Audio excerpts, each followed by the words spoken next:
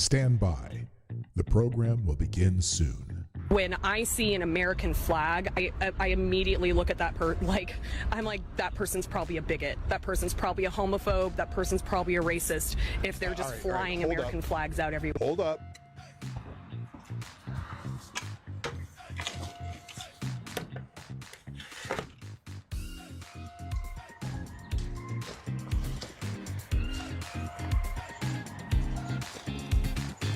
Hey,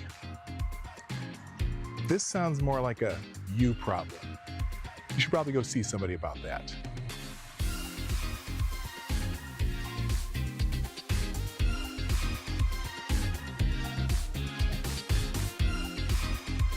He got over $5 million per year from the American taxpayers, being given no bid contracts from Maine Governor Janet Mills, and is building a military in Somalia. He has been funneling money back to Somalia to build a military in Somalia. The guy is running a migrant services agency that bills Maine Care, which is what we call Medicaid, about $5 million a year. Oh no, those illegal immigrants are getting any Medicare. And then he said he raised money in the U.S. to buy weapons, munitions, and supplies for a paramilitary force he had hoped to lead as the president of Jubaland. Yes, that's a real state in Somalia. And to be clear, in Somalia, he's running to be the warlord of Jubaland. Elections in Jubaland aren't exactly like elections in America. It's whoever has the most guns is able to certify the election. So he needed to buy a paramilitary organization and paramilitary support in order to win the election.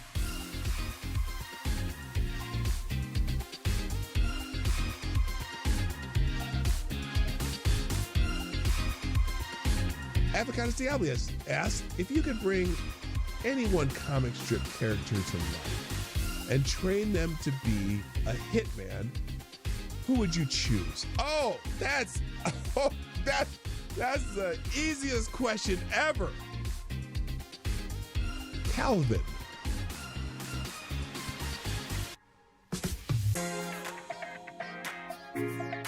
Calvin. Oh, look, Somnambule Nation, you and I are on the same page. Calvin. From Calvin and Hobbes. Yes. And by God, Calvin would be the greatest hitman to ever live. Better than John. Stand by. I guarantee the program will begin soon. I didn't have to think about it.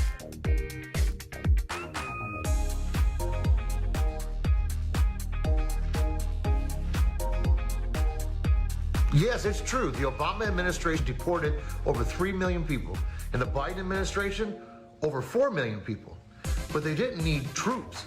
They didn't need military in the streets to do it. Tell me why. Put it in the chat. Tell me why you think that's that.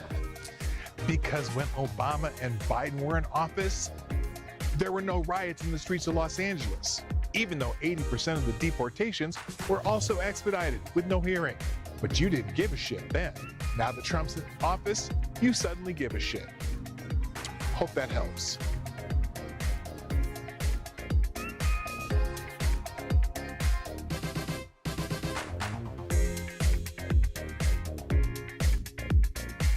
That turkey was amazing, mostly because I cooked it, because I'm really good at cooking turkey. So one of my tricks new tricks that I do, you know how when you cook a turkey in a pan, even if you got one of those raised pans, it always happens. You cook this turkey and the breast of the turkey get all nice, the top gets all nice and brown, and then you go to cut the underside and the thighs and legs are like all white underneath and not even done.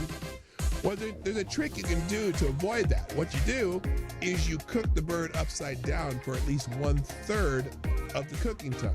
So you end up browning the bottom and sealing that first, even more so. And the other thing I do is I start my oven at 500 degrees. The first 45 minutes to an hour, you put it at 500 degrees, and then you turn it down to 325 and do the rest of the cooking. But anyway, do it upside down, and 1/3 of the way through, then you flip the bird back over in the pan, and the entire bird gets finished at the same time. So apparently, in Europe, you can refer to Americans as pigs. but not convicted rapists. A German court gives woman harsher punishment than convicted. I hate it when people say grapist. I'll just say unwanted sexual activity peoples for calling him a disgraceful pig. She called someone convicted of that crime a disgraceful pig and got a harsher punishment than the person who actually committed unwanted sexual activity. And so that's why people were posting that story about the German court gives women harsher punishment than convicted unwanted sexual activity.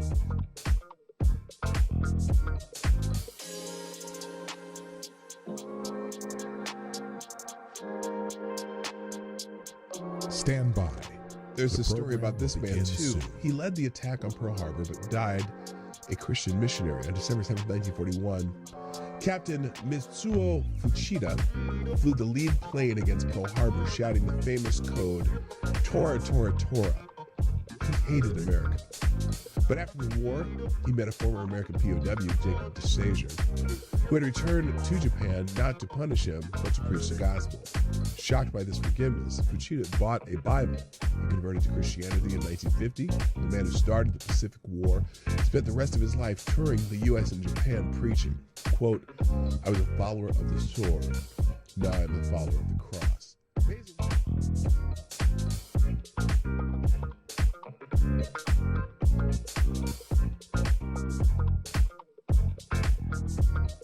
Nearly 5 years after pipe bombs were discovered outside the headquarters of the Democratic National Committee and the Republican National Committee in Washington, D.C., a suspect has been arrested in the case.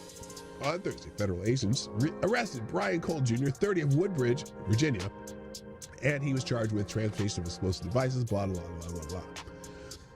But on Friday, legacy media outlets began reporting that Cole, this young black man right here, was a Trump supporter. And I'm not saying he's not because he's black. I'm just saying there's other evidence that might support the fact that he's not a Trump supporter. But we'll get to that. Quote, Brian Cole works for a bail bonds company run by his father that worked to free illegal immigrants from ICE facilities and sued the Trump administration's Department of Homeland Security. He worked for his dad. They tried to free illegal immigrants. Interesting. Yes, I know every Trump supporter, every black Trump supporter would be quick to hire Benjamin Crump, who represented the family of Trayvon Martin, attempting to sic the Biden administration Department of Justice on a local Tennessee prosecutor who had raised concerns about the bail bond company. We'll find out eventually that this guy had wanted nothing to do with that. Ding, how the bells, sweet silver bells, all seem to say, throw cares away. Christmas is here, bringing good cheer to young and old, meek and the bold. Ding dong, ding dong, that is the song. Ding, drove a ring, dong, caroling. One seems to hear words of good cheer from everywhere, filling the air. Oh, how they pound, raising the sound. Oh, hail and deal, telling their tones. Gaily they ring, while people sing songs of good cheer. Christmas is here. Ding dong, ding dong, that is the song. Merry, joyful, Merry Christmas. On they send, on without end, their joyful tone to every home. Hark how the bells, sweet silver bells, all seem to say, throw cares away. Christmas is here, bringing good cheer to young and old, meek and the bold. Ding dong, that is the song. Ding, joyful ring, dong, caroling. One seems to hear words of good cheer from everywhere, filling the air. Oh, how they pound, raising the sound. Oh, hail and deal, telling their tones. Gaily they ring, while people sing songs of good cheer. Christmas is here. Merry dong, that is the song. Merry, joyful, Merry Christmas. On they send, on without end, their joyful tone to every home. On they send, on without end, their joyful tone to every home. Ding dong, ding dong, dong.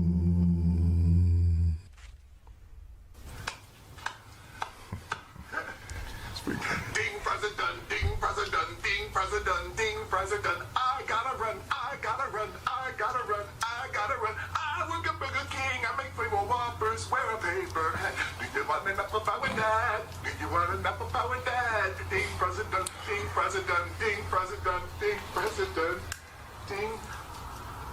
Fries are done.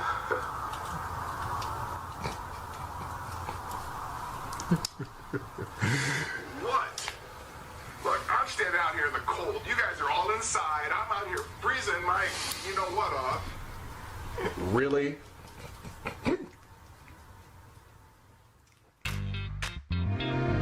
Ladies and gentlemen, coming to you live from the Lucky Dog studio in a hidden location somewhere in the upper Midwest of the United States of America, it's a brother making his own way but with all the wrong opinions. Welcome to the Morning Night Live with your host, the one and only PDawgKnight.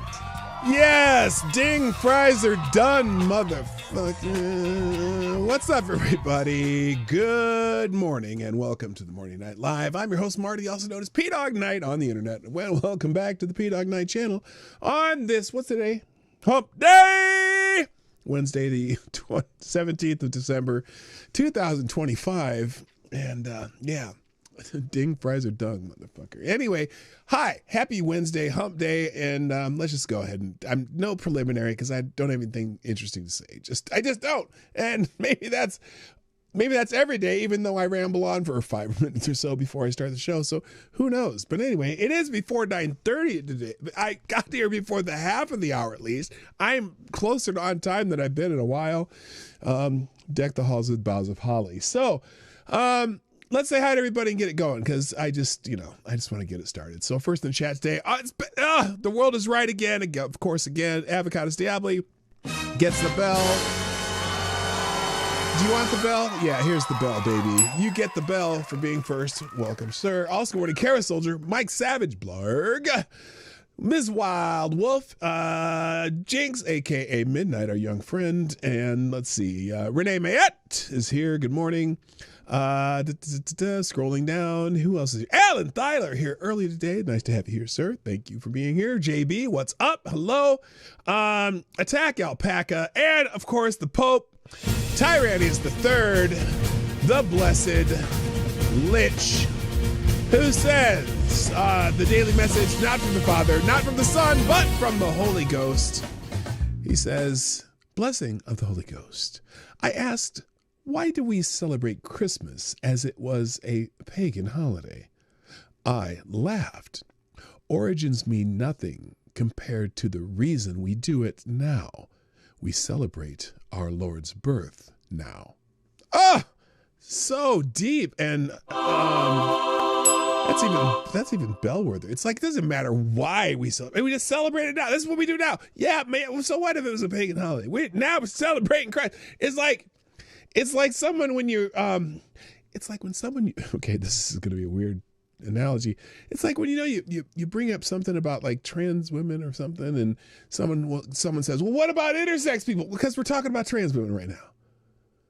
Or, they bring up some obscure whatever subject that has nothing to do with nothing. So anyway, also good morning. Who else is here? I see Johnny Boomer Tech, Blue Eyed Screams in the house. And my other favorite Canadian, Unacceptable Views. Hello. Now, if I missed anybody, I don't know, but I do see, oh my gosh, again, Alan, you are so generous.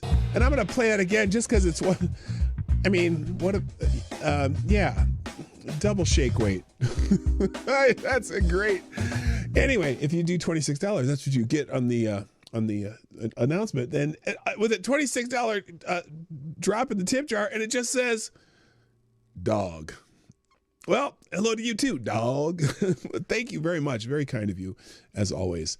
Okay, all right, let's get, what do I have here first? Oh, let's thank the people sharing the stream. That's always important, because I appreciate that more than you know. As I'll scroll here a little bit. Excuse me, I still have a cough. I've been taking antibiotics for the last 3 days, and I'm still coughing. But I think I can hear again. Well, in my left ear I can hear. I can't hear my right ear yet. It's still plugged. You know how like when you're on an airplane, your air plugs up and like it doesn't open up for forever? Well, that's kind of what happened. Anyway, and so my left ear is better, but my right ear is still kind of, it's hard to hear. Anyway, what was I doing? Oh, sharing the stream. Thank you, Miss Wild Wolf. I was very quick to share the stream, always before I do, even sometimes. Isn't that weird? Always before I do, even sometimes. What the hell did that mean? Anyway, thank you for sharing the stream. Also, with the let's go and some kids in the back there. Oh, shit. He just smacked her in the face with his hand. That wasn't a pillow fight hit. Oh, no, he did. That was the pillow. Anyway, with the dad in the front with the STFU vibe going. Also, thank you, Miss Wildwell, for retweeting that Let's Go post. Tyler Alexander with the daily woo, Ric Flair. And people sharing the stream or retweeting the stream. JB, Tyler Alexander, Miss Wildwolf. And there's JB with, oh, whoa. Oh, he smacked the shit out of him. What the hell? Yeah, one of those, not necessarily ninjas, but I think from the same region of the world. So there you go. Oh, you made that one too? Okay, the pillow fight one. You made this pillow fight one? Okay, because it has a big old let's go in the corner. That's cool. I like it. All right, thank you very much for doing that. I appreciate it. All right, now, it is hump day. And as always, I go to the hump day tabs, the hump day and the happy hump tabs on X, the app formerly known as Twitter. Unfortunately, oh, they're Yakuza? They're Yakuza, which is like, is the modern word for ninja, right? Something like that. Anyway, I know. It's the Japanese mafia and shit. So I went to the hump day tab, and unfortunately, I went to scroll, and the third post on the just hump day is titties and vagina. I mean, I can't show it to you, but I could. The first two are, people trying to show off their bits, but not completely. So there's one for Advocatus Diaboli, I guess, kind of. AB's. Let's go. You know what we should do? Whenever I do this, I should have AD go do the scale, like out of should we a 5-point scale or 10-point scale? Well, you decide if you're going to do a 10-point scale. Show us some accidental tits again. No, I'm not going to do that. I have to watch where I'm scrolling. So anyway, that's that one. And then the other one was this one, very tame. But then again, the very next one after that is, again, where I would have accidentally showed some boobies again. And then the happy hump one. Wait, I better test this to make sure it hasn't changed. So that's the hump day. The rest is all porn and people, in body places that no other body parts should go. Anyway, and then the happy hump one. This was how far can I scroll in this one? 1, 2. It's only 4. So again, happy hump at least has this one. It's vintage rock. Now again, you can scale this one too if you want to. AD 5 out of 10 on the first, 7 out of 10 on the second. Okay. Well, here's the third one. Now I'm sure this one's gonna be much more pleasing to your eye because I just know what you like. And then as you scroll down, there's this good morning, happy hump day, midpoint of the week, the longest week of the year. Stay on your grind for a few more days. We're almost there. Have a great day, lads and ladies. I'll see you on the TL. And then the third one is this lady with the camel. And then again, we get boobs and vagina in the next one, so I can't scroll that far. But my two favorite ones today were this one, because I knew AD would like this one. 9 out of 10. See, I knew it. Hello, TC, by the way, Moist Tree Rat, and Kara Soldiers in the house. And then the other one. What was the other one? Wait, what the hell? Hang on a second. I don't want to take a chance here. Oh no, that's just someone playing guitar. Anyway, so people were doing some replies to that had people in them too, but no boobies or anything like that. And then the other one was this one, which I just found some humor. Hump Day American style. Yeah, because the American Buffalo has a big old hump too. Hello, Donkey Punch Bandit, best name on the internet of all times ever. So there you go. That's the Hump Day stuff. Let's see, whatever. Today, history. Holiday calendar. Hang on, I almost forgot the holidays. Well, Hump Day is really the only holiday you need on Hump Day. But other holidays include, oh, goodness gracious, I should go talk to my friend. I have a friend who has a maple syrup production facility at his home. He has about 100 acres of trees that he taps the maple trees, maple syrup, gets syrup out of them, cooks it down and sells it all over the place. And I've been meaning to go there because I want to see his production facility. But anyway, excuse me. It is also, God damn it, where's scroll? There we go. It's National Maple Syrup Day. Now, it's interesting because you would think that'd be a Canadian thing. But this is actually the United States version of the National Maple Syrup Day because, you know, we got plenty of maple syrup in the United States too. Also, National Device Appreciation Day. Break out your phone and your iPads and appreciate your devices. I'm sure some of you appreciate your devices more than others. Anyway, also Wright Brothers Day. And that's what I was going to say because Kitty Hawk is trending today because take a flight on this Wright Brothers Day and honor the inventors of the airplane. Remember Orville and Wilbur? With a special celebration. Like, you know, don't try to like jump off a building or something because you can't fly. The planes do. But, and then it's national. Oh, and then that's it. That's all the holidays today. I guess they toned down the holidays during December because, you know, you got Christmas and Hanukkah. And, isn't Eid in December? Anyway, there's a whole bunch of holidays in different places for holidays. They could have at least got a picture of the right kind of plane. That's kind of dumb. Well, here, speaking of which, Kitty Hawk. Oh, wait, the hell. Why is that there? Because I put it in the wrong spot. It's also, Kitty Hawk is trending because of that. On December 17th, 1903, the Wright brothers achieved the impossible in Kitty Hawk, North Carolina. Orville's first flight lasted just 12 seconds and covered 120 feet, but it changed the world forever. Had Flight Trader 24 been around at the time, we'd imagine it would have looked something like this. Okay, this is, see this little red, you can't even see it, this little red section right there? That's how far they flew. You can't even see the thing. I mean, you got to look at your screen really close. If you're on a phone, forget it. You can't see that shit. Excuse me. I'm sorry I was coughing so much. Today's coffee is brought to you by me, Big Daddy. I am Big Daddy. So anyway, there's the plane that apparently that was the plane that looks right. Gas at $6 a gallon. Where? Good God. $50. Oh, in Canada. Okay. Just saw maple syrup at a store for $30. Holy God. Holy criminy. I mean, even in Canada, that's at least what? Here, what's Siri? Convert $30 Canadian to US dollars under current exchange rates. Okay, I found this on the web for Oh, for fuck's sake! Why don't? Canadian to... The hell. $30. So $21.97 for some freaking maple syrup. That's for the American dollar wise. That's a lot for like how much you could get like a gallon of or maple syrup at Sam's Club for that. A pure maple syrup too, by the way. Wait, how much does he keep it maple or does he add sugar? No, it's all maple. He doesn't I can't remember. I didn't say a few acres. He has 100 acres. He has 100 acres of trees. He taps like 200 trees every year. So anyway, let's see. What's this down here? Your friend, does he keep it pure? Add sugar to it? Yeah, I'm pretty sure. He keeps it pure. I've never gotten any from him. He's a friend from work, so I've never been out to his farm, but we plan on doing that this year.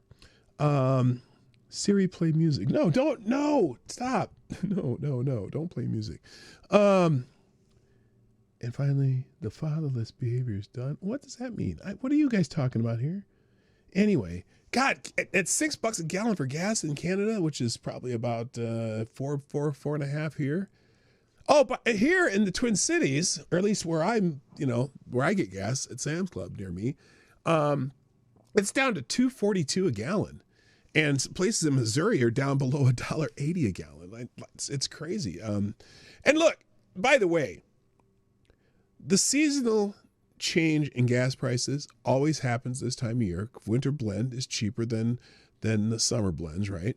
But I don't remember a time in the last 4 years that it ever went below $2 a gallon in the United States. Like, it hasn't. So it's not just the seasonal change. It is something to do with the economy and gas and whatever. And maybe it's because we're stealing giant Venezuelan boats of oil, but I don't know. We'll figure it out. All right. So let's see, back to, anyway. Yeah. Kitty Hawk. That happened today. Oh, what is this? Is this the actual picture? Hang on a second. I'm going to come back to this. Good morning. from Virginia. Today, December 11th, marks the 122nd anniversary of the Wright brothers' first powered flight, a defining moment in American grit, ingenuity, and unbreakable determination. On that windswept beach at Kitty Hawk in 1903, two self-taught bicycle mechanics from Ohio didn't just lift a fragile machine into the air for 12 seconds at 120 feet. They embodied the raw pioneering spirit of this nation, relentless trial and error, defying doubters and refusing to accept limits. Orville and Wilbur Wright showed the world that what America grit looks like, turning bold vision into reality through hard work, courage, and that never quit attitude that built this country. Their legacy soars in every jet streaking across our skies, a testament to freedom, innovation, and the American dream in flight. So rise up today with that same fire in your gut. Whatever challenge you're facing, channel that Wright brothers spirit, push harder, dream bigger, and take flight. Yes! That's awesome! So, happy Wright Brothers Day. Imagine how scared he was the first time. It didn't get that far off the ground. So if you've crashed, you're just like, oh, shit, that hurt. You'd be all right. All right, let's move on. Newsy stuff. Let's do some newsy stuff first, and then we'll do some trending stuff. This is in Maine, in the state of Maine. Governor Janet Mills, Democrat. Hello, special candidate on the honorable mention list of favorite Canadians. Janet Mills approves a law preventing police from aiding immigration enforcement. Okay, whatever. So here's what happens when they do that stuff, shit like that. That means immigration enforcement has to bring in their own protection. And so they just have to bring in more people because local law enforcement isn't going to help. She allowed LD 1971 to become law because she feels immigration and custom enforcement have engaged in unacceptable actions, though she still feels the law is imperfect, according to WMTW TV. Mills had dallied on signing. Oh, she didn't sign the bill. She just let it go into law. So she took the coward's way out and not whatever. So let's see. She dallied on signing the bill into law, but by failing to sign it during the 10-day window she had to do it. Since she missed the time limit, she had only two choices: veto it and scotch the bill. I've never heard someone say scotch the bill. Or let it become law without her signature. She chose the latter. So that's coward's way out. You either sign it or you veto it, or you're a... That's going to call her a pussy, but I don't know if I should do that. Anyway, let's see. So anyway, yeah. So basically, it doesn't necessarily make Maine a sanctuary state. It just means they're not going to help ICE or CPBP or anyone else when it comes to illegal aliens. So, and then she did this thing where she calls the law-breaking illegal aliens immigrants. See, now they can't be immigrants because they haven't gone through the process of immigration. They just kind of showed up and shit. Anyway, so that's in the news. Also in the news, in Washington State, a man lured cop with fake 911 call. Oh, they did 911. They did. I read it the way they wrote it. Instead of, it's a 911 call. It's not 911 call. Anyway, and then he stabs the officer. Now this is written by Robert Spencer. If you know anything about Robert Spencer, you'll understand the style of the headline. To which he adds the end of this, guess the perp's name. Now, is that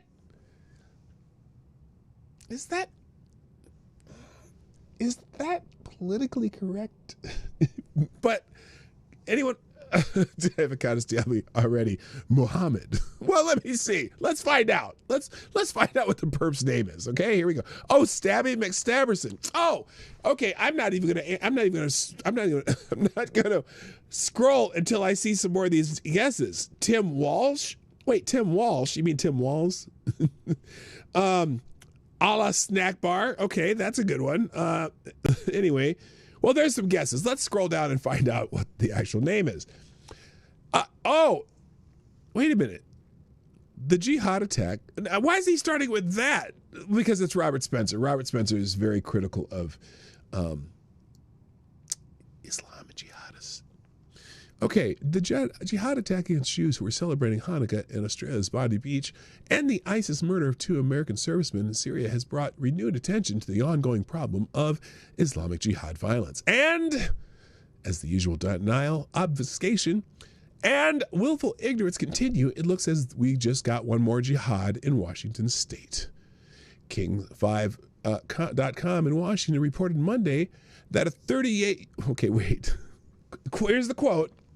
A 38-year-old man is accused of making a false 911 call, then stabbing a responding Bellevue Police Department police officer with a kitchen knife on Friday, December 12th. End quote. That man is named Mohammed Moray Bangura, which raises yet again the real possibility that he did this all because his namesake.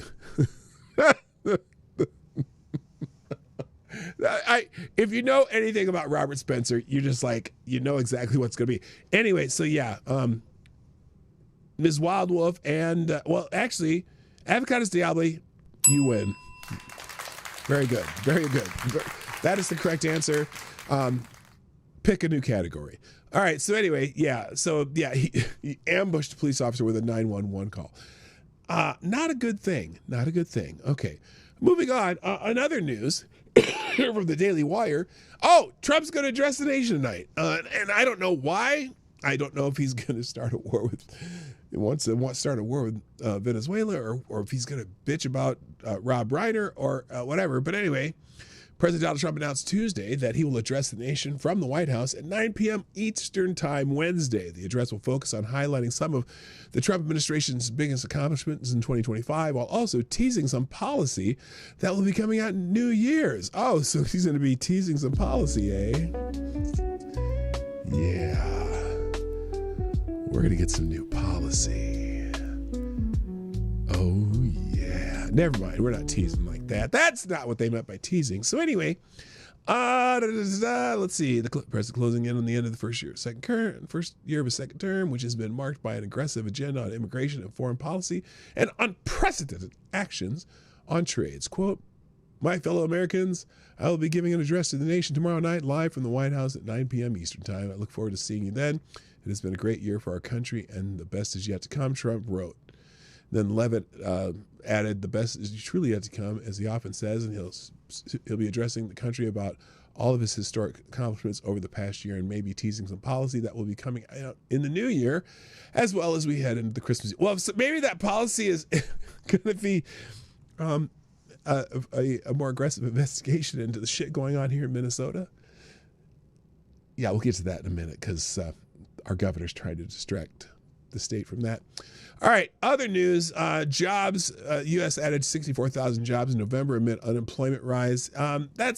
Look, from an economist standpoint. Hello, Select Boy, by the way. Yeah, boy. From an economist standpoint, 64,000 jobs is fairly anemic. Now, probably there was what was it? There's like 270,000 fewer government jobs, though, which I think is fantastic. I mean, all right. What's interesting, so the number of government employees is dropped already this year by 270,000, right? And I was looking at some graph on how many government employees there were over the last several years, and there were almost that many government employees added during the Biden administration.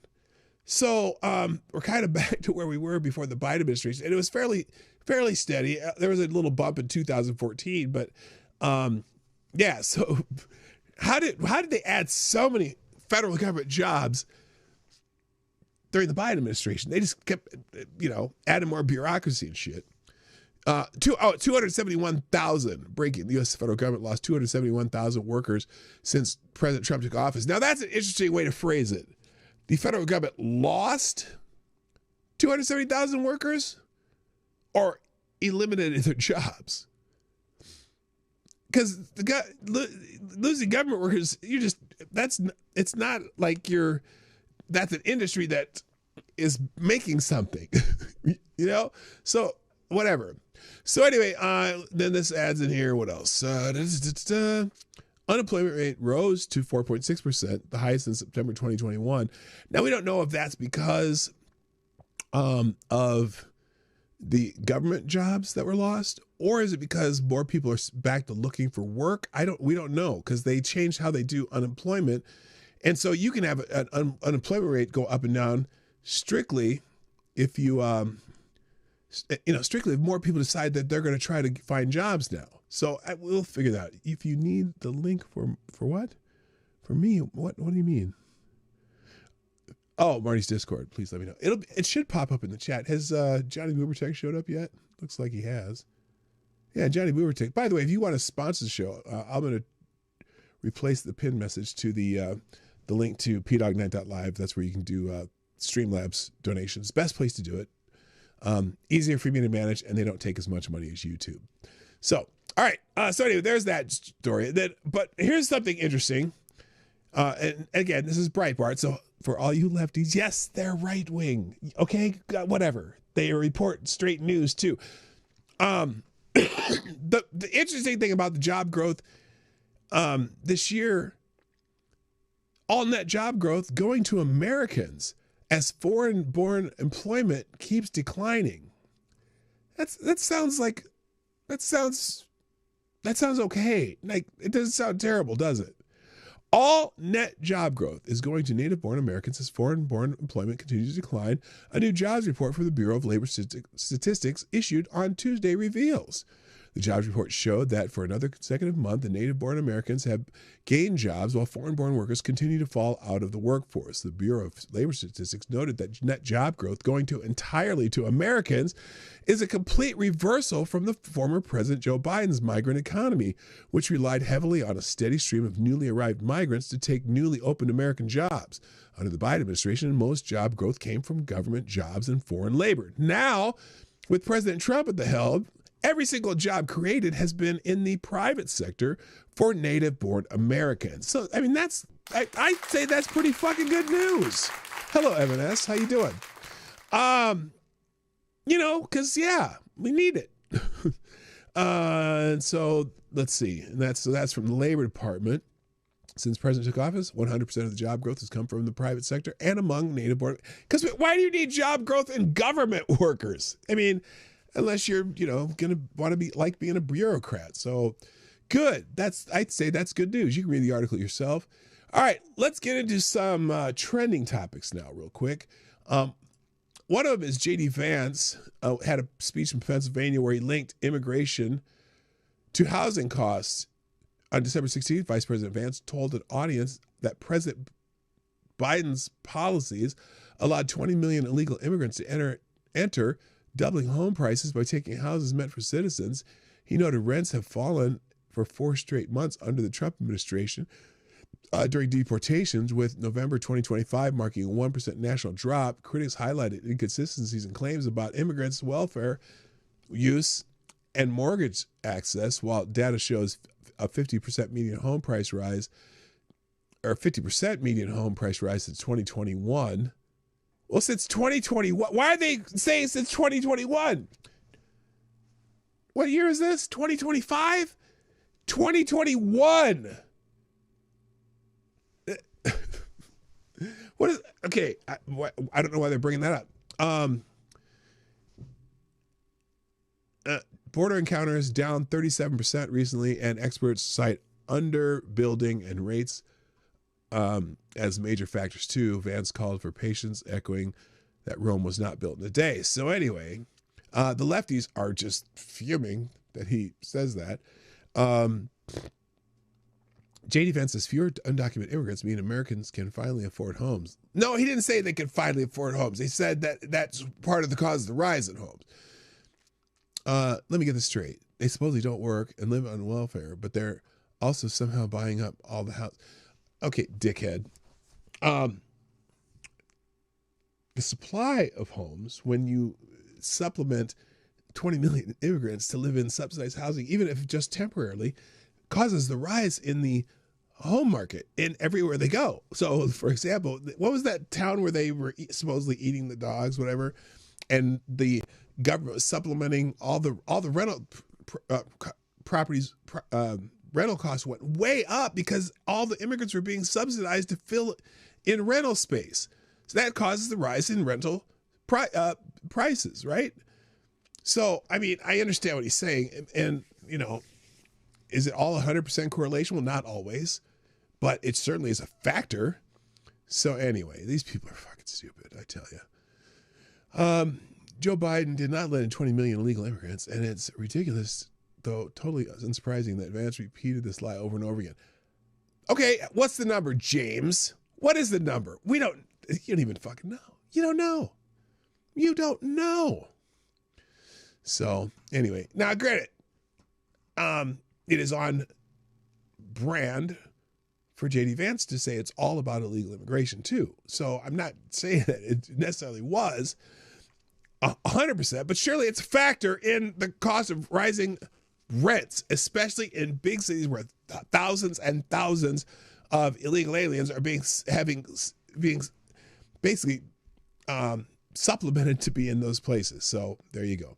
All right, other things trending. We're gonna take the retro gadgets quiz to how to reveal your age. Okay, because this is trending really high, so we're gonna do it.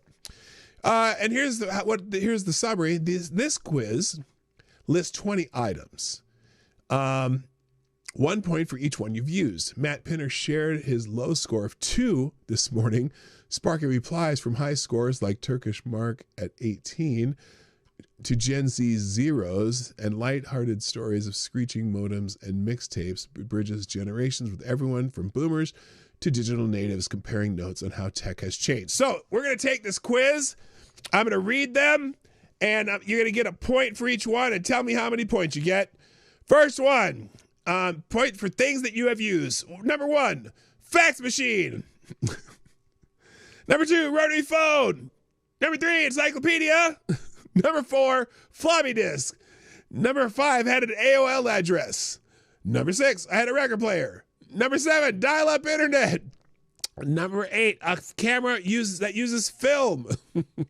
Number 9, you made a mixtape. Number 10, phone booth. So I'm 100% right now. Number 11, you can write in cursive. Now, amazing, my kids can both write in cursive, but my son has terrible handwriting. Anyway, number 12, a checkbook. Number 13, you've used a typewriter. Number 14, a dictionary. Number 15, a VCR. Number 16, a paper map. Number 17, waterbed. Number 18, postcard. Number 19, Walkman. And number 20, phone book. I am 20 for 20, baby. Yeah, Tyre, you're probably at, I'm going to say 17. Okay, so everyone put up your number. Put up your number in the chat. No hiding. 88, 20 for 20. Carousels are 18. Some of you, now look, because some people might not have had a waterbed. Like never, I had a waterbed when I was in college. Let's see. Tyre, 19 out of 20. Holy shit, are you old? You're as old as fucking dirt, Tyre. You make fun of me. You were probably hiding behind the dinosaur that was chasing me. Hello. Oh, by the way, there's a new name. Ghost Wolf Pro. Welcome to the show. I don't know if that's someone that has a new name or different name or whatever, but I'm glad you're here. Simic Magic, what's up? 20 for 20. Everyone's 20 for 20 or 19 for 20. Oh, Carousel, 18. Okay. Avocado Zimbabwe had plenty of friends who had waterbeds. Ooh. I know exactly what you're saying, AT. I had a couple friends. Never mind. I shouldn't be telling those stories. All right, so there you go. Pretty much everyone in this, everyone in my audience is old enough for that shit. All right, so there you go. It's in the links. Moving on. Also trending. Apparently, 16 states, excuse me, are suing the Trump administration over blocked electric vehicle charging funds. Let me take a sip here. I kind of need some bourbon or something in my coffee as a cough suppressant, but I don't have any. I might have a bottle of rye upstairs. Who knows? Anyway, led by California Attorney General Robert Bonta, the coalition of states targets two programs from the 2021 bipartisan infrastructure law, the $5 billion NEVI program and $2.5 billion in discretionary grants. California alone claims it's owed $180 million, with officials stressing benefits for supply chains and freight corridors like Oregon's I-5. The Trump administration paused new approvals in February for policy review while existing reimbursements continue. So existing reimbursements are continuing. They didn't stop they didn't stop. Critics cite falling gas prices, now $2.91 nationally, but over $4.40 in California, is a reason enough to hold back. The case now heads to federal court in Washington, D.C. So let me see how Robert Bonta, the Attorney General of California, puts this. He says, together with blah, blah, blah, we're suing the Trump administration for unlawfully suspending two electric vehicle charging infrastructure grant programs that will reduce pollution, expand access to clean vehicles, and create thousands of green jobs. Not really, okay?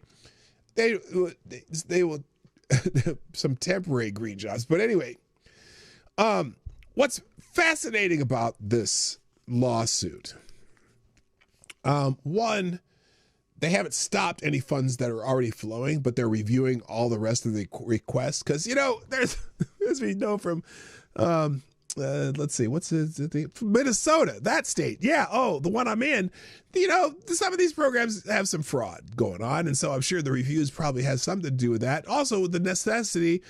But what's fascinating about this, they set aside all this money in 2021 for all these EV charging stations, whatever.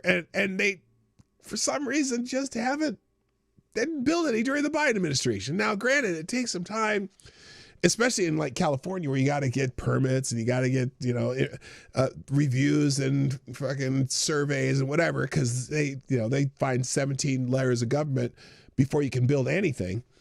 But it's amazing that none of this got done. It's amazing none of it got done.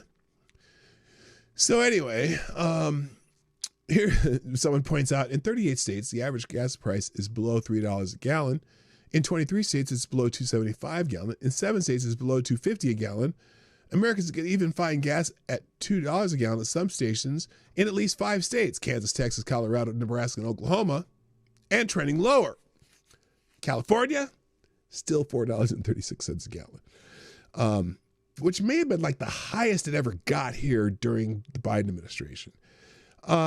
So anyway, and then Gavin Newsom chimes in. The Trump administration is unlawfully withholding funds from the bipartisan infrastructure law investments Congress approved to build America's EV charging network, reduce pollution, and create good-paying jobs. Yeah, they always throw that good-paying jobs like, think about how many good-paying jobs Solyndra has going on right now. Oh, wait, Solyndra, they folded? Oh, yeah, them. So anyway, I'm surprised too. Well, no, I'm not surprised. Here's what I'm not surprised about. You know how when someone wants to go open a gas station, right? They want to go open a gas station because they want to be able to sell gas and maybe some snacks and, shit you get in a convenience store. Does the government subsidize gas stations? If there's a demand for gas stations, someone's going to go out there and open a gas station. But for some reason, these electric vehicle charging stations require the federal government to give somebody money to put them up. Is there no demand for electric vehicle charging stations? Is there no enterprising young entrepreneur out there opening a electric vehicle charging station only I shouldn't say gas station, electric vehicle charging station convenience store? You would think they'd be the most popular convenience store in the country because everyone's driving electric vehicles now, right? Everybody? No? Wait, because you can do that at your house. So anyway, you got my point, right? FTG. All right, so that's that. What else is going on here? Robert E. Lee's trending. Apparently, they took down some Robert E. Lee statue somewhere in. Is it? Okay. Okay. Washington. Okay. Yeah, you get a Daily Krasenstein on this. Let me find the story first. So they took down.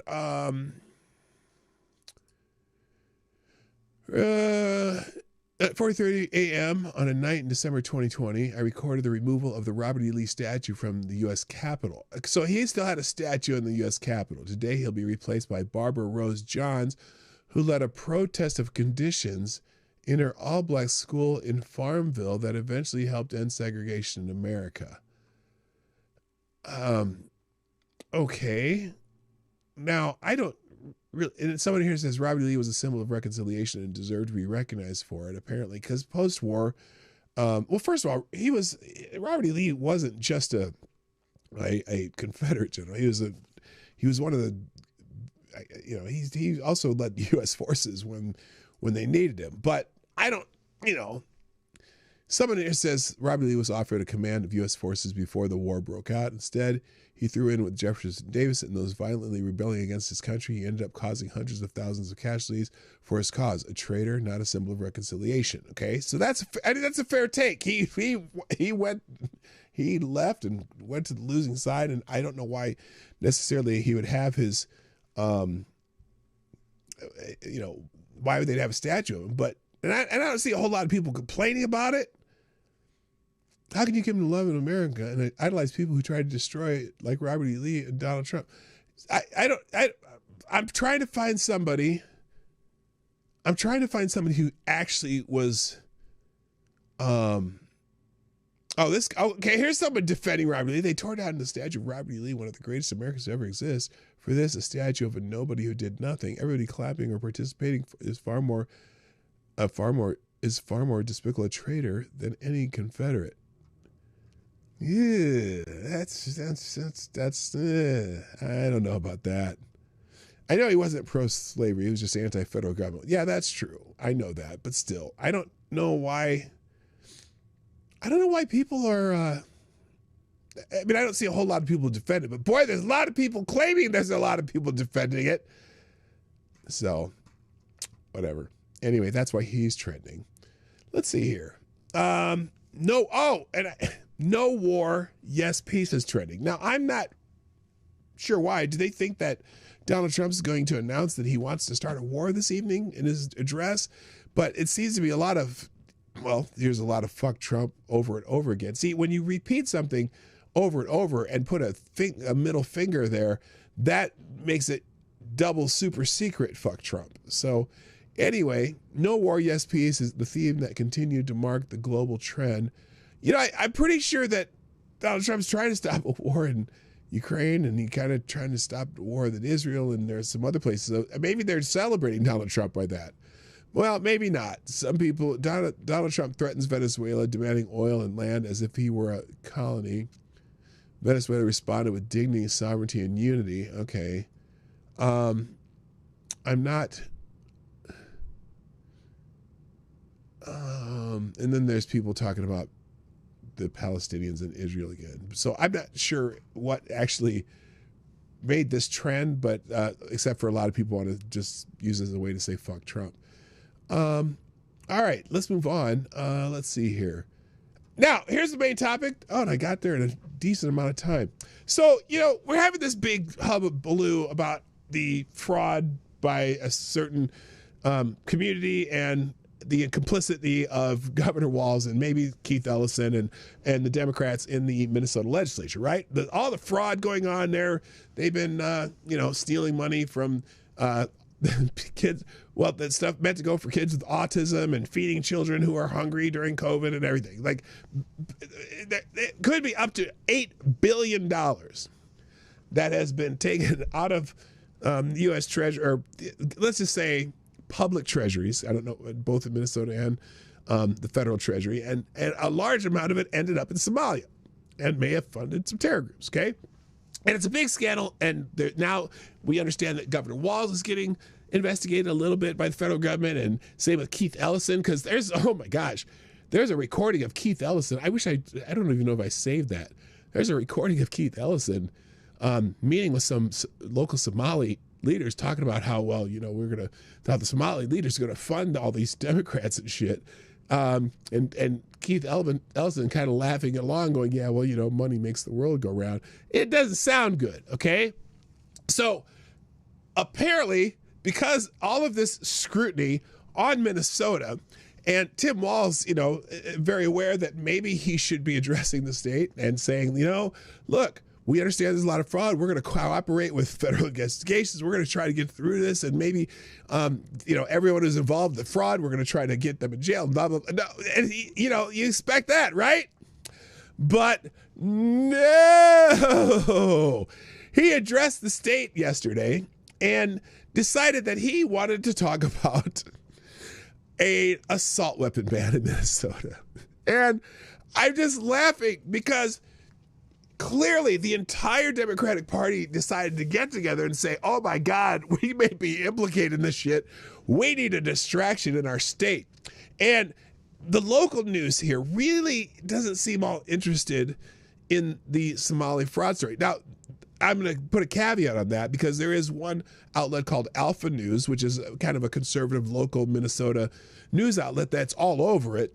And then there's a couple select people like in newsrooms, like one at Care 11 and one at which is the NBC affiliate, like a couple individuals who have their own like social media presence that are talking about all the fraud. But for the most part, the local media, like the Star Tribune, total left wing, it might as well be the Democrats, you know, position paper because they don't want to touch it. And the local news media is just kind of ignoring it as much as they can, except when, of course, Donald Trump starts talking about it. So Tim Walz comes out with this distraction and all the Democrats are jumping on it. And here it is. He's saying Republican legislators refused to hold a vote on common sense gun safety measures supported by nearly 70% of Minnesotans. That's why I just signed the first executive action taken by a Minnesota governor focused on gun violence prevention. Now, here's, we may have looked at this a little bit yesterday, but oh no, we did, because this happened after the show. He says, we're laying the groundwork to hold gun manufacturers accountable. Accountable for what? Establishing a council to develop a blueprint for preventing mass violence, domestic terrorism, and politically motivated attacks. We're expanding education, training, and best practices for law enforcement, prosecutors, judges, schools, and mental health professionals on extreme risk protection orders. We've seen the data, and we know these orders are saving lives. Really? Are they? Really? You don't know. And then he says, Minnesotans are demanding action, and today's actions are just the first step. Republicans in the legislature need to show courage and hold a vote on banning assault weapons and high-capacity magazines. That's what the majority of Minnesotans want to see. I'm going to guess the people who want that have no idea what an assault weapon is. Oh, by the way, he made a big deal out of saying, I'm not going to take the time to define an assault weapon. We're just doing this. So, oh wait, that's the job growth one. Why did I get there? What happened to, hang on a second. Hang on. I have a little mess up here.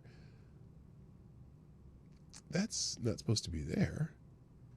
Where the job, hang on a second. Oh, here we go. Here it is. All right. So here's the article in the Daily Caller, because they're all over it. Because local media is sure not. Democratic Governor Tim Walz of Minnesota lashed out in an angry tirade against the Second Amendment during a Tuesday press conference in which he signed executive orders he claims will reduce gun violence.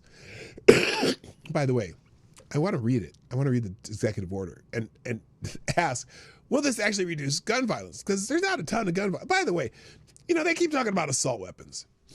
You know, assault weapons are like involved like so-called assault weapons. We're talking about rifles, semi-automatic rifles, that have a pretty quick. I don't know what the word is when you can do it real quick. There is Shrapnel. What's up, Shrapnel? They're like involved in 1% of all gun deaths. So I don't know what he thinks he's saving. In fact, wasn't the one in at Brown University? Those were handguns. Okay. Anyway, Walz is coming under fire over welfare fraud involving over $1 billion of funds, with some state employees accusing him of engaging in systemic retaliation against whistleblowers who warned of the schemes. Walz raged at Republicans in the state. Distraction. In the state legislature for refusing to vote on a ban on so-called assault weapons, and attacked those who viewed the proposed gun ban as an attack on freedom. So let's just play this clip. I don't think it's 3 minutes long, but it's worth it. Here's Tim Wall addressing this, and it's in the article, so you'll find it easy. Here's Tim Walz. Tell you, myself and every other responsible gun owners have trigger locks on those things and have them put away. It's that. How do you know? How do you know what every other gun owner does? Some do, probably not. Some probably just have them in a locked gun case or somewhere else. They don't. How do you know? Simple, and that needs to be done. And so, and what if they don't?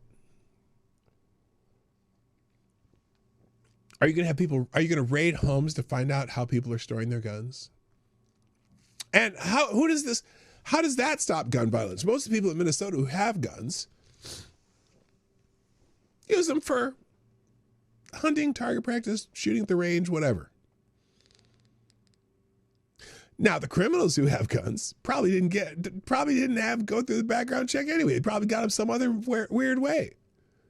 So who are you regulating? You're regulating people who will follow the law, Tim. But anyway, here we go. It's one where Minnesota is going to take a lead on 2513. Why? Since 1996 and the Dickey Amendment, it basically froze this nation's ability to do research around gun violence, so that people could hold up their hands and say, I don't know, it seems like we have a lot more.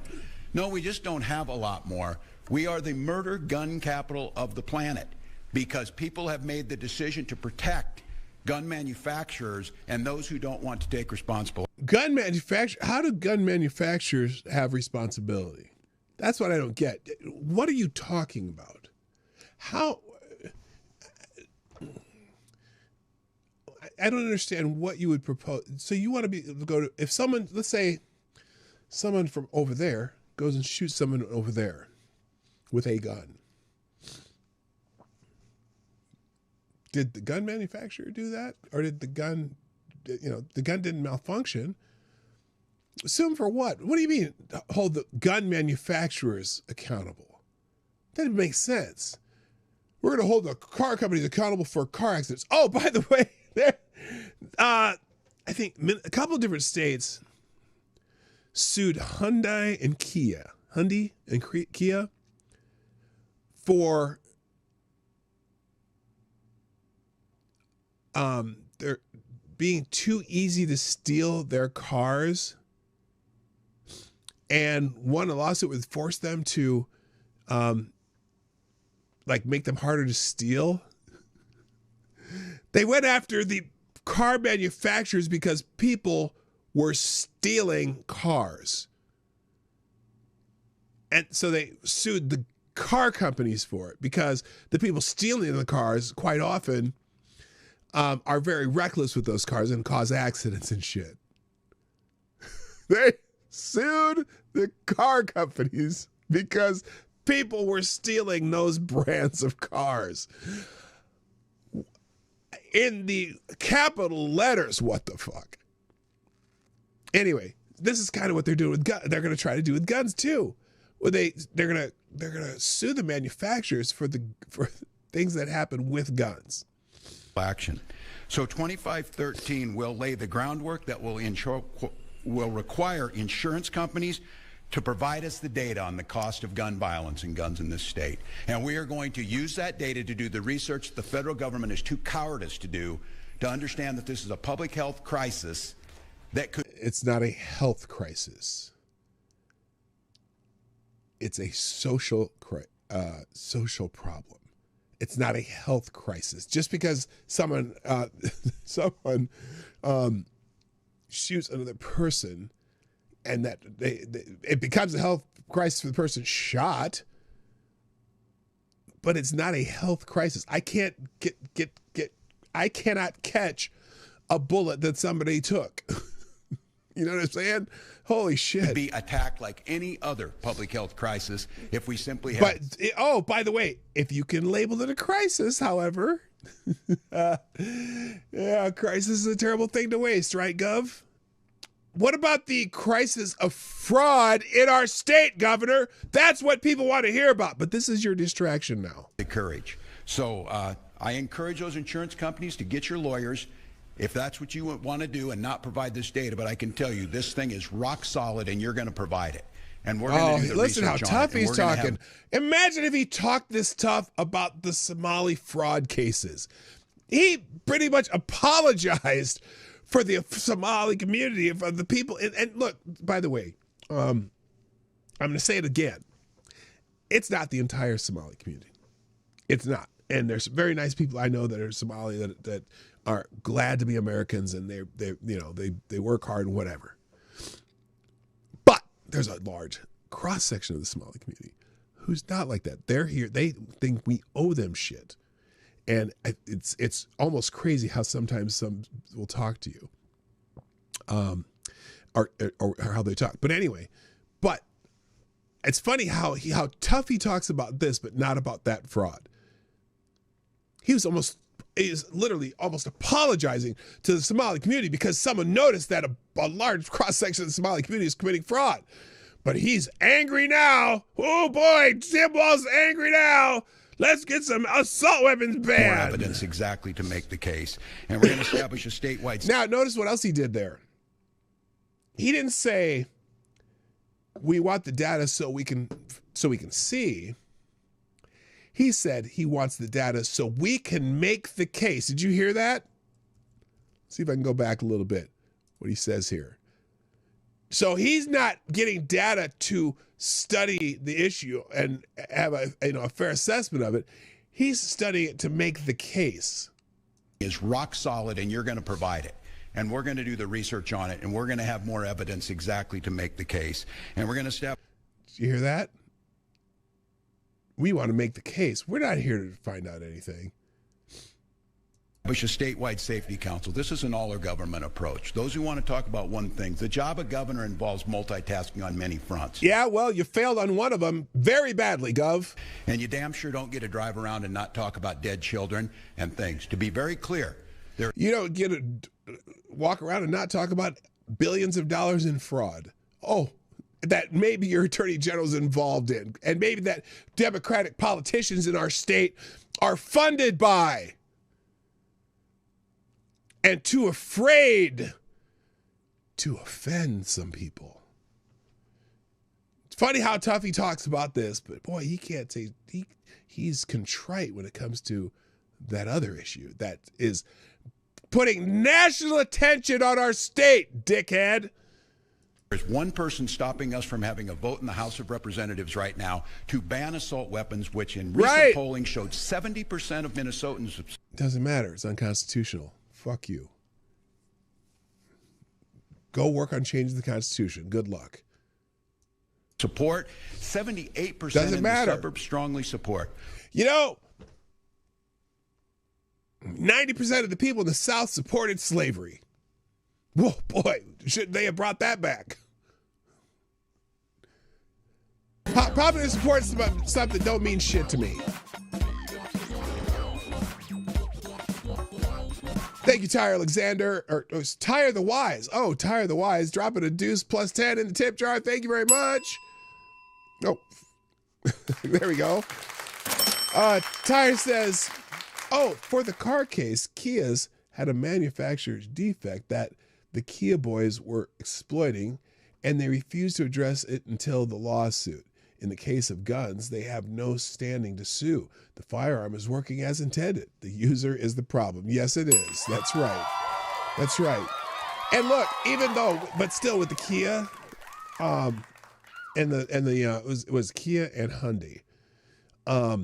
Still, it's funny that they sued the manufacturer for something that was being stolen. And a lot of those cases, at least here in Minnesota, a lot of those cases of, kids stealing cars and shit get little light slap on the wrist sentence or suspended sentence or cases dropped even. Oh, well, it was so easy to steal that Kia. We're just going to drop the case. Well, why were you trying to steal someone's car in the first place, you little fuckwad? Anyway, here's Tim Walz more on this. Oh, I didn't realize. Avocados Diabli, are you looking at the screen right now? Are you looking at the screen right now? Would this screenshot make you forget about that Adam Schiff thumbnail? So just saying. All right, Governor Walz, whatever fuck you said. Only 18% of people are strongly opposed to doing this. So the Speaker of the House should not be standing with... And only 18% of people were against slavery. But it grew and grew into a movement. My goodness. Okay. A public opinion doesn't always mean it's right. Just saying. The 18%, she should be standing with the 70%. She should be standing with the parents, and those are up here. She should be standing with law enforcement who knows this is the right thing we should do, and we in Minnesota are going to do it. So good luck. We had time. We should have been doing this, but this is a run out the clock. This is the oldest strategy in the world. Oh, I don't know. This is run out the clock. Let's talk about this so no one is talking about my involvement in the Somali fraud scandal and my looking the other way. This gets you in front of, and believe me, by the way, this strategy works really well in Minnesota for him because all of the media outlets will talk about this. They're all talking about this. Oh, Governor Walz, is going to write what's an assault weapon ban. Republicans this and Republicans that. Guess what? In our next election in this state, we're not going to let Governor Walz hide from the other bullshit that he does. Man's a joke. I don't know if we can define what an assault weapon ban is. This is funny too. This is the part that I saw the clip of yesterday that I'm going, then what are you banning? Clock. This is the oldest strategy in the world. Listen. I don't know. I don't know if we can define what an assault weapon is. I don't know. Do you really think limiting them to less than 100 bullets is going to do anything? Yes. Yes, it is. You have no interest. It has nothing to do with limiting to less than 100 bullets. Holy shit. Anyway. Yes.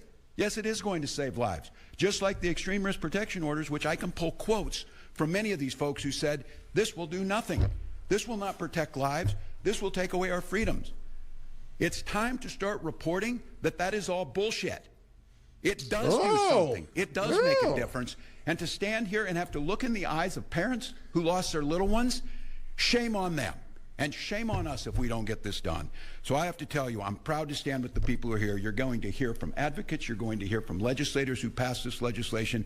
And you're going to hear from someone who's been a partner in this for as long as I've known him, someone who has used the rule of law to try and keep people safer, someone who stands with the people of Minnesota, and especially on this issue of gun violence prevention, Attorney General Ellison. Thank you. All right. Who I don't want to hear from.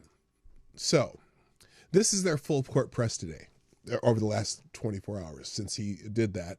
So if you go on X, you got him, you got, excuse me. Oh, and then he's out there touting this poll. New poll shows overwhelming support for assault weapons ban. Nearly 70% of Minnesotans support it. Do they? And do they know what they're talking about? I wanted to show the poll, and I was trying to get the, here's the something called Lumeris Pro. Most Minnesotans support assault weapon ban. I was trying to find what the actual questions were, though. And I'm trying. Let's see if I can find that, because it was, let's see. Typical, no, this,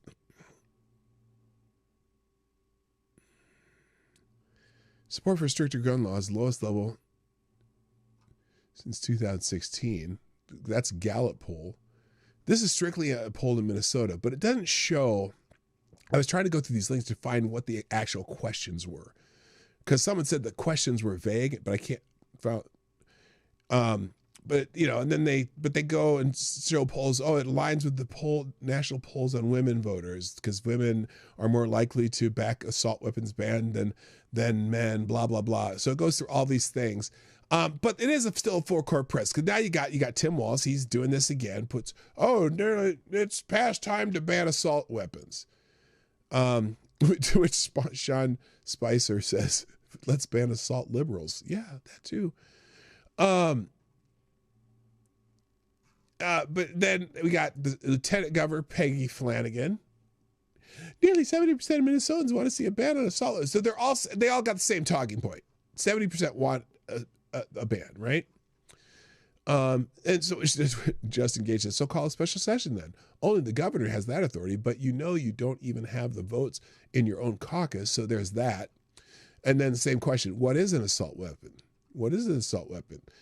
Based on your decision on deaths, ask which deaths get top priority fixed. 323 deaths by assault rifles, 496 deaths by a hammer, 650 deaths by knives, 12,000 deaths by drunk drivers, 83,558 deaths by drug overdoses, 195,000 deaths by medical malpractice, 862,320 deaths by abortion.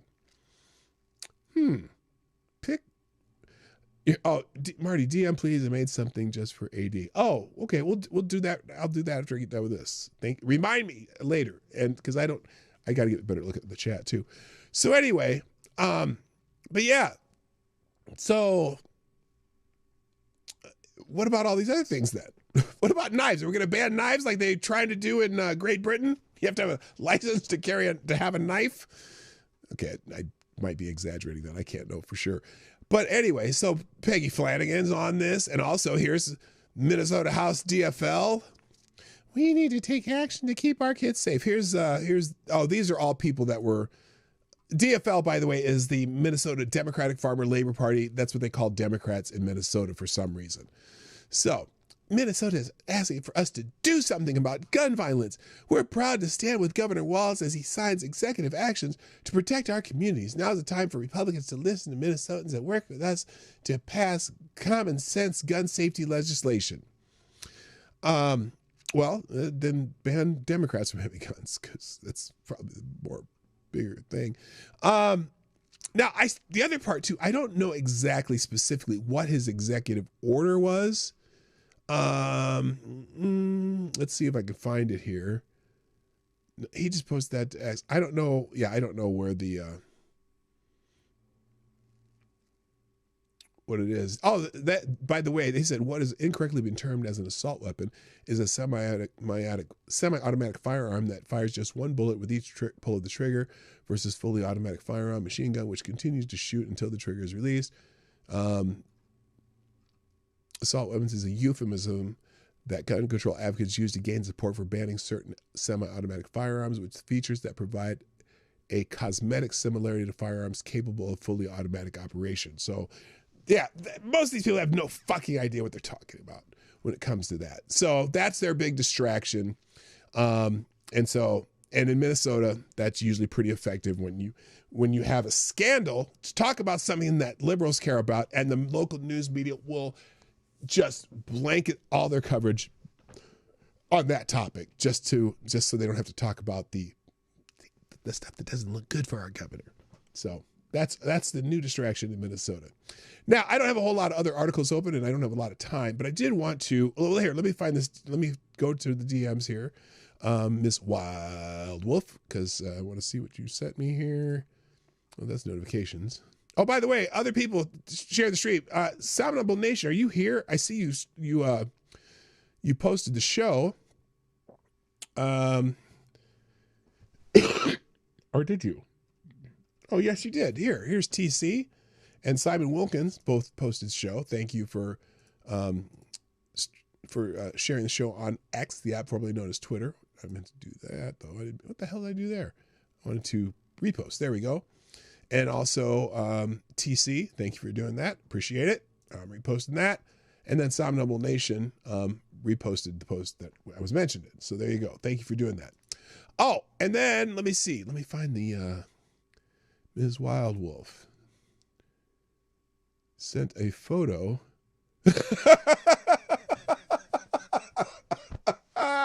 Oh my God. Somebody's gonna have to figure this out.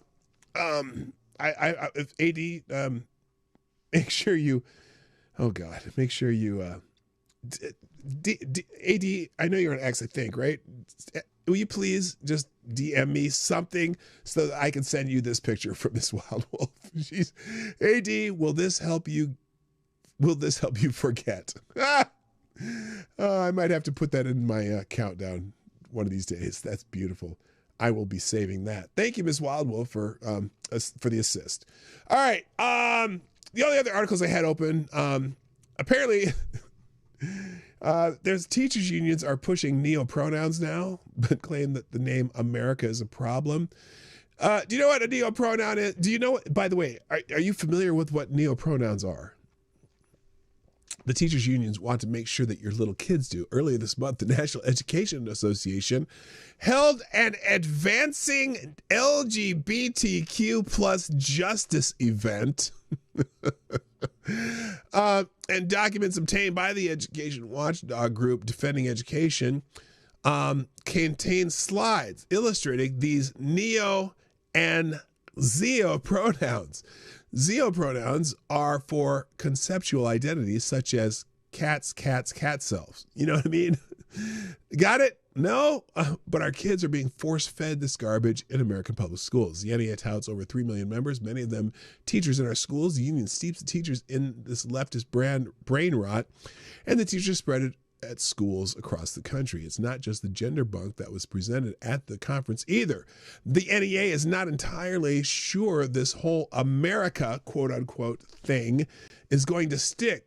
So they refer to it as, quote, oh my God, they refer to it as what we know as the United States of America and, quote, what we now call the United States of America in multiple slides.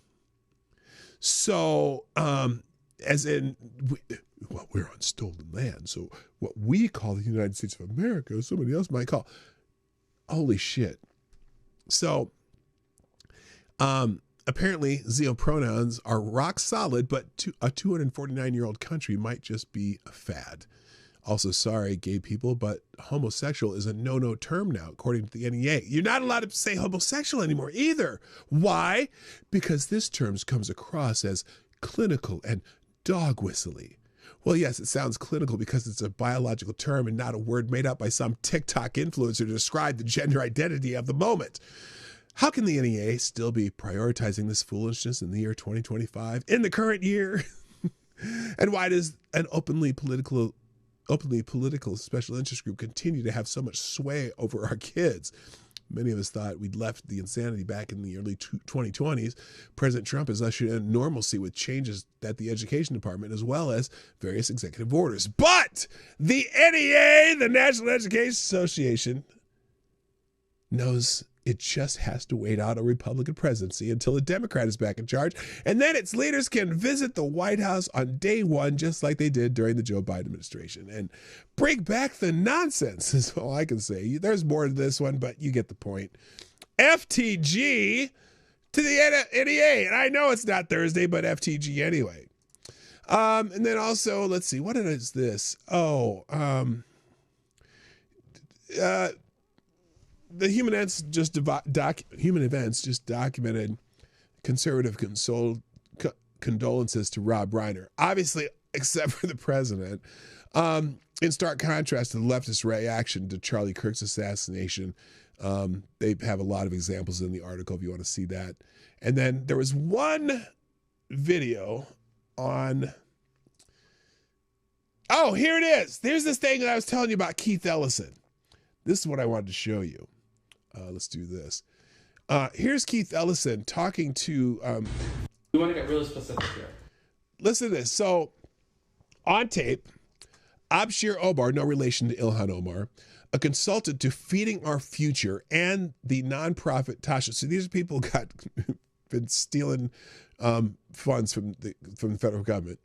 Met with Minnesota Attorney General Keith Ellison in December 2021 to demand pushback against what he calls the racist overregulation of MDE, DHS, and MDH, offering his group, and while offering his group's fundraising prowess for politicians who are willing to protect communities of color. So basically, they're kind of bribing Keith Ellison to not investigate them by saying, we'll donate to your campaign. And I mean, just listen to this, because listen to this. I'm going to start it over, though. Hang on a second. Listen. But we want to get really specific here. And I work in the political field, and I understand very well how all this operates. And if I want to be frank, and I think everyone in this room wants to be frank, and this is a safe space, we're a collective in that sense. There is a fight, there's a battle in this state, as well as in this country, for communities that look like us, having to fight to protect and keep what we have. And the only way we can protect what we have, what we've gotten by ill gains, is by inserting ourselves into the political arena, and putting our votes where it needs to be, but most importantly, putting our dollars in the right place and supporting candidates that will fight to protect our interests. That's right. You can only protect our interests Keith, when we that's have your right. back, and you don't have to worry about who's behind you, right? And we have to be frank and honest. You are dealing with market forces and political situations, and you have to operate in the best manner that you can operate in this state, with your donors, with your power base. But if you are secure in your donor base, and if you are secure in your power base, you can act the way you want to act. Money is freedom. Money is freedom, he says. Yeah, you can act how you want to act, like as in look the other way. Absolutely. And our community, our business owners, we are not the same community as 25 years ago. The amount of money circulating in our community today is powerful. And we haven't really harmed money circulating because they're all on government assistance and you know, finesse all these government agencies and programs to get more money so they don't have, oh God. Understood in a very meaningful way to support people at the highest level and ensure that they are comfortable and safe, knowing that they can advocate for our communities without regard to your next fundraiser, acting in the best interests of the community. And for example, right now, one of the biggest issues facing in our community is the CACFP program. But we want to get really specific here. And I work in the political field, and I understand very well how all this operates. And if I want to be frank, and I think everyone in this room wants to be frank, and this is a safe space, we're a collective in that sense. There is a fight, there's a battle in this state, as well as in this country. Is this for communities that look like us? Okay, that's repeating. So anyway, that was back in 2021. This is the, again, he's a consultant to Feeding Our Future. That 78 people were, or 78 people charged, 53 convicted so far. This program alone bilked the government and for over $250 million. Who gives you money? What do you say? Money is freedom? Give us money. I'll give you freedom. Now, I'm obviously paraphrasing, maybe putting words in his mouth, or maybe I'm not.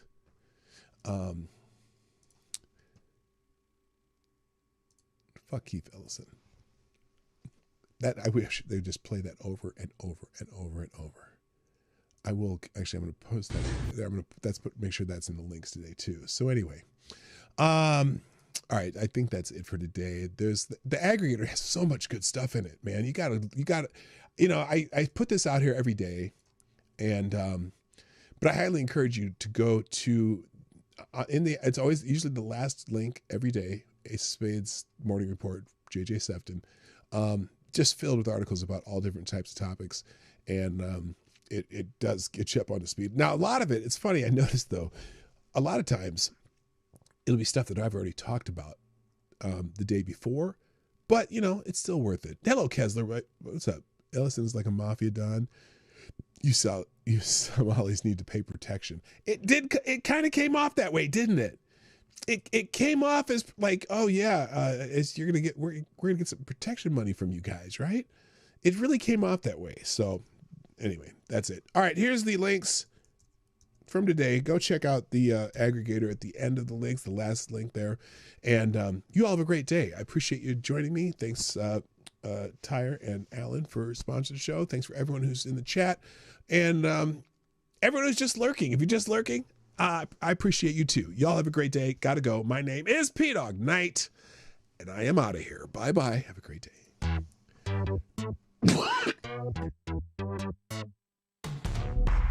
Hey, this is PDawgKnight, and thank you for watching today on the PDawgKnight channel.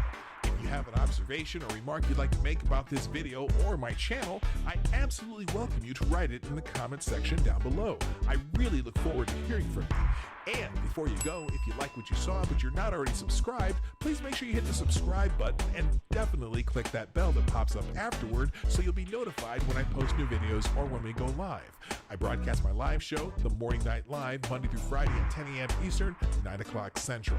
A special thank you to all supporters of this channel who share our videos on social media and who make donations through the Streamlabs link, which is also in the description down below. Thanks again, and until next time, I'm PDawgKnight, and I'm out of here.